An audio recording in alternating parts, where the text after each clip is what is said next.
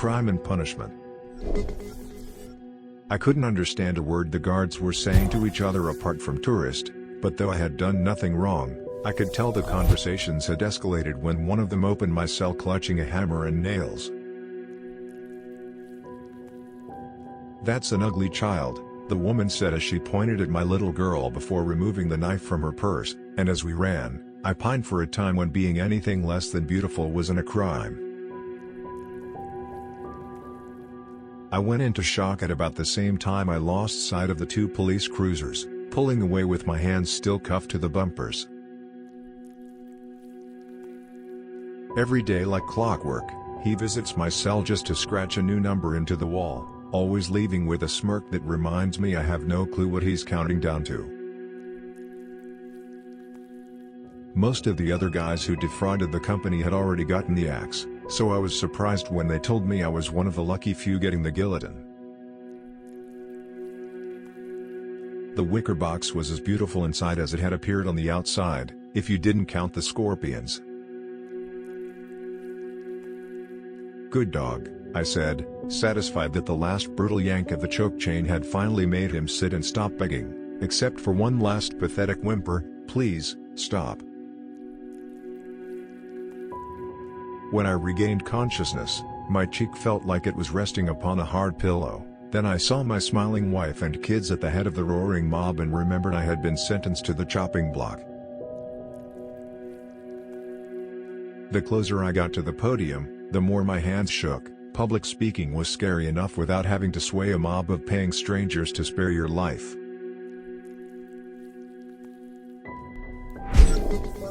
Doctors, health, and hospitals. The dermatologist's only explanation for the bubbly, blistered patch on my skin was an allergic reaction, but we both knew it was a weak one when the skin broke and the antennae emerged.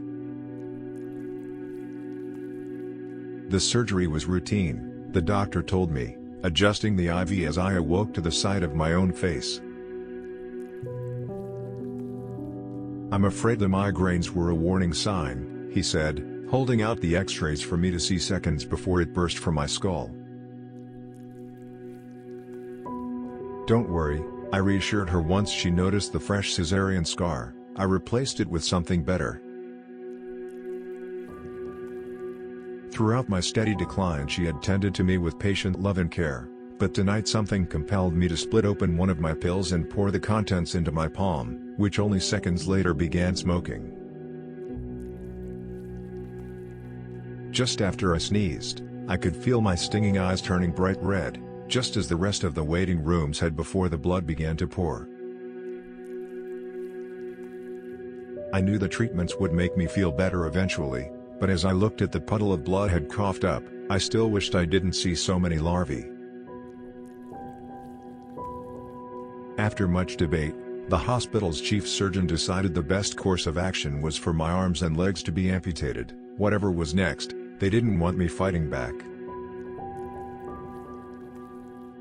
"The water," Jeff muttered, then moaned, then screamed as the parasite ripped its way out of his gut, and only then did it occur to me we had both drunk from the same well. "I haven't felt this confident in years," I said to Dr. Hill, admiring my new teeth in the mirror, relieved that inserting them had been easier than taking them from him. I finally found the strength to leave my blood-stained mattress to check the news, only to find the same horrid sickness had already spread to half the continent and the hunt was on for patient zero, me. The human body. My body was all muscle, burning intensely with the effort of what I'd just put it through, but it was worth it to see the full length of my skin without mirror. I gasped when my cellmate sliced open his arm, screamed when the insects emerged from the wound, and fainted when they obeyed his order to crawl back in.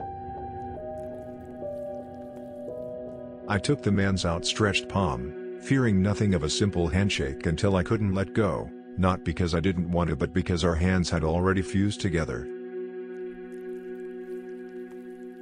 The bubbling water's heat was pleasant, almost like a hot tub, until my skin began to blister and high above me, the lid of the pot closed. I never believed in the tooth fairy, but had let my mother place my first baby tooth under the pillow anyway, sleeping soundly until I woke to the taste of her rusty pliers as she whispered, "Not enough." My head hurt so bad I didn't think I could go on, but everyone in the audience had paid good money to see me perform, so I forced myself to push the drill the rest of the way in. "We need something to throw on the fire," Grant insisted, chopping with all his might, despite how little of my shivering body remained. I was close to suffocating, so I jammed my fingers down my throat to scoop out the blockage, only to feel another set of fingers pushing back. "Babe, your nails grow back so fast," she said, but though I tried again to refuse the manicure, she was already clamping the pliers and preparing to yank. I'd seen my legs every day of my life, but this was the first time I'd seen them from 10 feet away. I decided my wife had been right in calling me paranoid for taping the garbage disposal switch, and only when I was forearm deep in the drain in search of her lost wedding ring did I hear the click. My ankles bled, leaving a trail that stretched back as far as the eye could see, too far to tell how long I'd been walking, let alone at which point my feet had ground away. I scratched harder, but even when I reached muscle, I found no relief from the burning itch, just the eggs. I was so tired of the rat race, no matter which one finished first, they all got a chance to gnaw at my remaining flesh. "Smile," she whispered to me in that sweet hypnotic voice, and when she saw how easily I obeyed, she added wider and watched as my cheeks split. My hands shook at first, but I soon got the hang of sewing, and by the time I snipped the sutures that securely sealed my lips, I was confident the process would go just as smoothly with the rest of my body's openings. "I can't be blind," I sobbed, unable to believe that I'd lost my eyes simply because someone else had wanted them.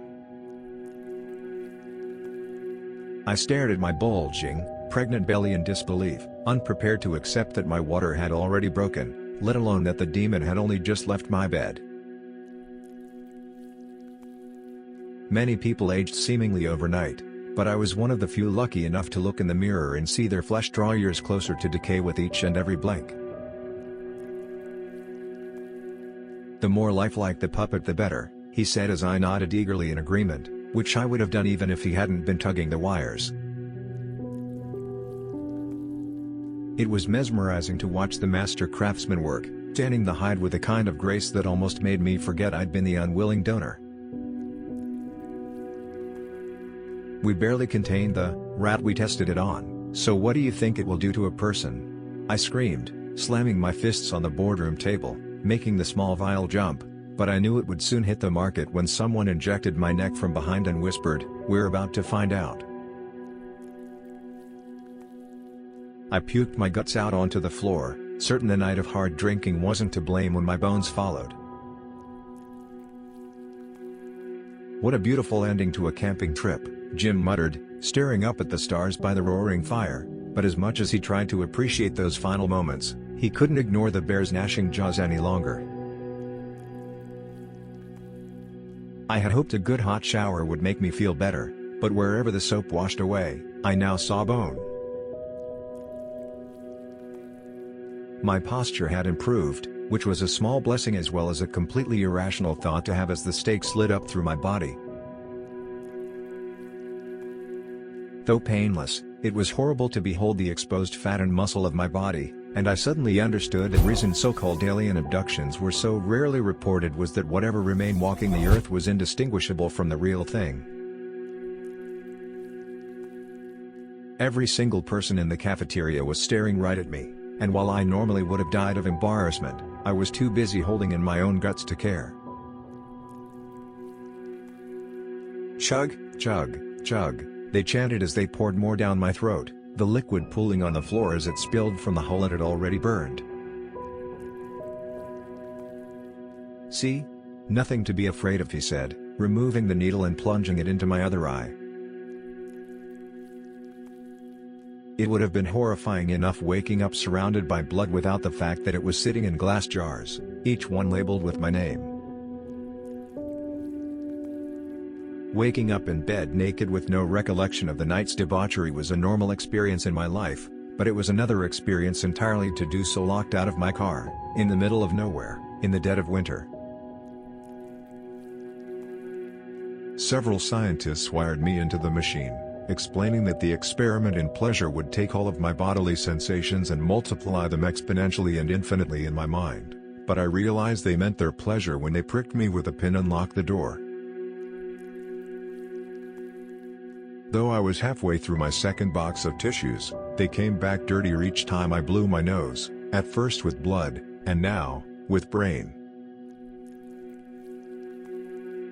I squeezed the blemish from my face, watching the white, gelatinous substance spray across the mirror with my one remaining eye.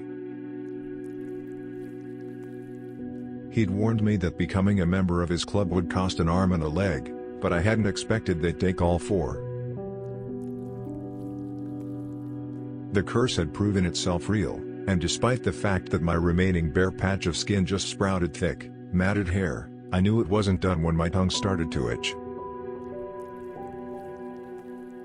I couldn't understand why my legs were so numb, until I realized the two blurry things an inch from my eyes were feet. My captor had never so much as touched me until yesterday when he began drawing on my face, and I only wish I had known he was marking where the straps would go on his Halloween mask. I'd been desperate for the job, so when they hired me I was prepared to give them my blood, sweat and tears. But what I hadn't been prepared to give were my skin, lung, kidney and eyes. "You'll never see my face again," I screamed at her. She screamed too when I pushed my face into the glowing coals. At first, I thought it was a sudden, severe case of food poisoning, but I knew I was in serious trouble when I checked the red-streaked toilet to find I'd quite literally shit out my guts. The knife slipped as I was dicing tomatoes, leaving my knees weak and mind racing as to whether I needed stitches or an exterminator, blood and baby roaches spilling from the wound. My leg broke, bloodied bone jutting out for me to see, then my leg broke, bloodied bone jutting out for me to see, then my leg broke, and I wondered what I did to deserve being stuck in this time loop. This spine-chilling horror stories are also available in audiobook, hardcover and paperback on Amazon and in Goodreads. Make sure to check it out. Links are in the description box below. Please like our video and subscribe to our channel, so you won't miss out any of our future videos. Thank you for your support. This is RedditJoe channel, your everyday Reddit.